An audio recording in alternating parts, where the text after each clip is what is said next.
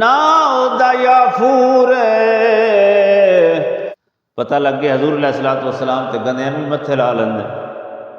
حضور کن متھے لا لیندے نے؟ گندیاں۔ حضور صلی اللہ علیہ وسلم دا ایک گدھا ہا،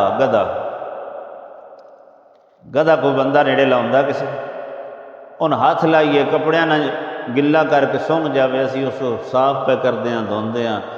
کھوتے دے منہ نال ہاتھ لائیے اس نال اسی روٹی کھانا پسند نہ کرتے، صدقے جائیے حضور علیہ الصلوۃ والسلام دا ایک گدھا، حضور دے سواری بھی کردے ہیں۔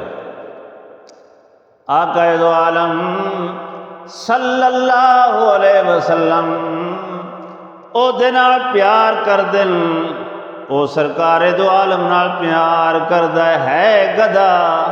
پر محمد نال پیار کردہ ہے صلی اللہ علیہ وسلم۔ نا دا یافور رحمت للعالمین صلی اللہ علیہ وسلم دا جیڑا سنیا لے کے جاویں آ، حضور بندن بلانا چاہنا، کسے بلانا چاہنا، محلے دار نو کسے صحابی، رحمت للعالمین صلی اللہ علیہ وسلم بجائے صحابی گھلن دے اپنے گدن گل دن لے آندے آن۔ یہ تو بھائی بڑی بریک گل ہے نا، حضور دی بارگاہ وچ پھر وہ گل بھی سمجھدا تے حضور ان جڑا سنیا دیندے ہیں سنیا بھی سمجھدا، حضور تے گدن متھے لا لندن سنیا دے بھیجنا ہویا، رحمت للعالمین صلی اللہ علیہ وسلم گدن سنیا دے بھیج دیان، جا کے صحابیاں دے دروازے تے ٹھاں ٹھاں کردہ منہ مار دایا،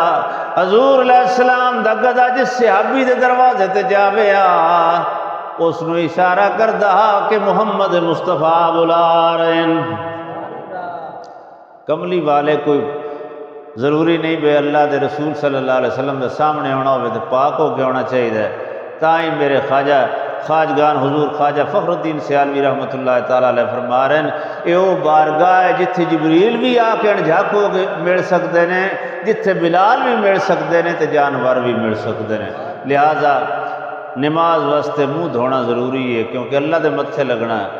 حضور دے متھے لگن واسطے صرف انسان ایک باری اندر دھونا ضروری ہے۔ انشاءاللہ اس تو بعد اگلے جمعے عرض کریں گا آخر دعوانا الحمدللہ رب